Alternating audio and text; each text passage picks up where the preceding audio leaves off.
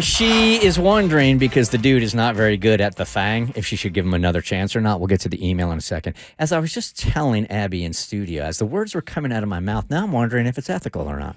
Okay. I'm kind of borrowing a neighbor's cat because I don't want the commitment of owning one.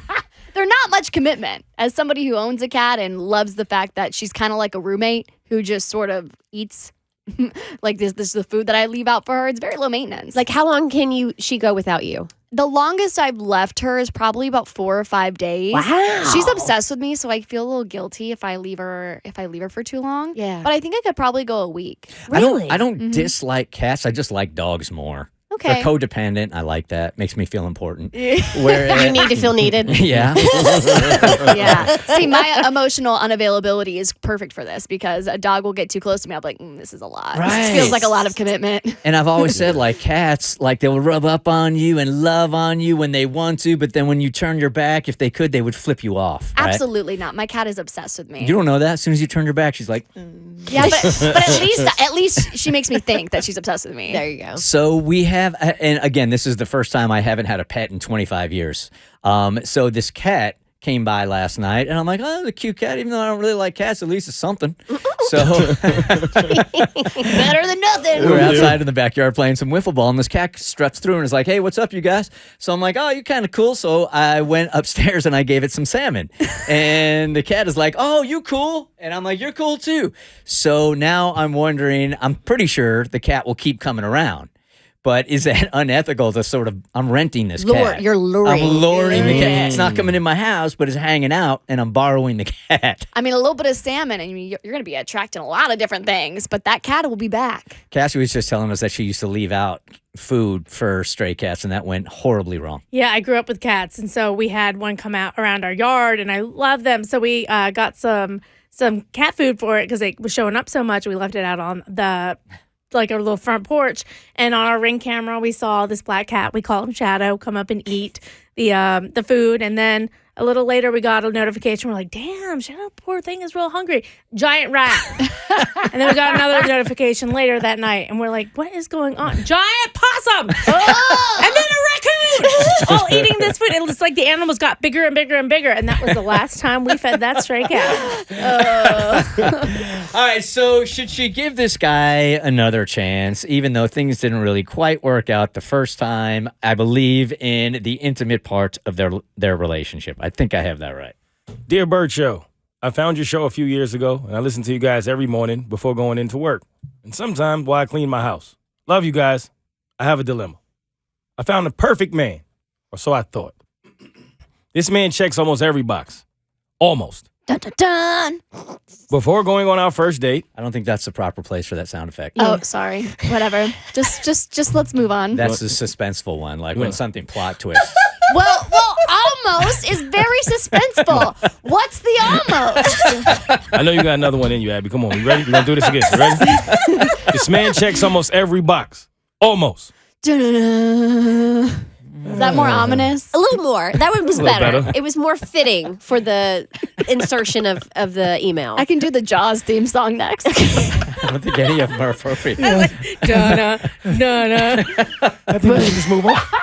Okay. Let's go. Before going on our first date, we met on Facebook and exchanged numbers. We had hour-long conversations on the phone about life, and things got really deep with us as far as an emotional connection. Again, I think you guys are a little premature with your dun-duns. A little aggressive, too.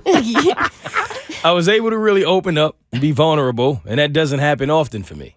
The conversations were so easy, and it's like I found my best friend. Oh, you remember when we had the intern who could play a violin, and she came in here and played violin music along with our emails? No. You don't? You don't remember that? Intern Darian. She was like getting a PhD. And That's right. Yeah. Wow. She's lovely.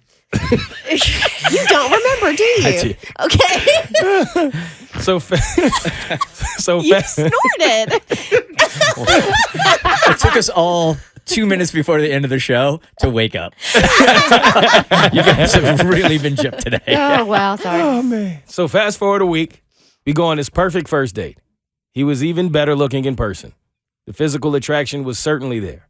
When we walked inside and were seated, he had them set the table with flowers, rose petals, and candles. It was super romantic, and we had an amazing time. It's like honeymoon, man. Right. This guy's going all in. It was like I've known him for a long time, and there wasn't an awkward silence in the room. We head back to his place to play guitar. What? Play They guitar. actually and- play guitar. They're actually Oh. playing guitar. I did jaded. I did the same thing when I read it the first time. So we usually say play piano when we know we have kids listening. She explains it. And then somebody else played the bongo today. We got Right, too many yeah. instruments. We headed back to play guitar and sing because we share a love for music. Okay. But then we did the deed. Dun, dun, dun! That's where, see, that's experience right there. That's, Okay, catch me in 12 yeah. years. That'll be me. Or as you like to call it, piano playing. That's where things went downhill. Wah, wah. You're learning. Learning so much. This is great. You're welcome. Thank you for the education. It is my pleasure. There's a reason why I've never won a Gracie. Physically, chemistry is a very important box for me. It was easily the worst experience for me. Oh.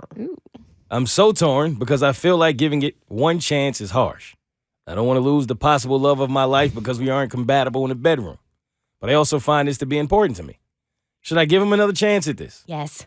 Is it shallow to stop dating someone because the sex wasn't good? Has anyone ever had horrible sex the first time and then it got better with time?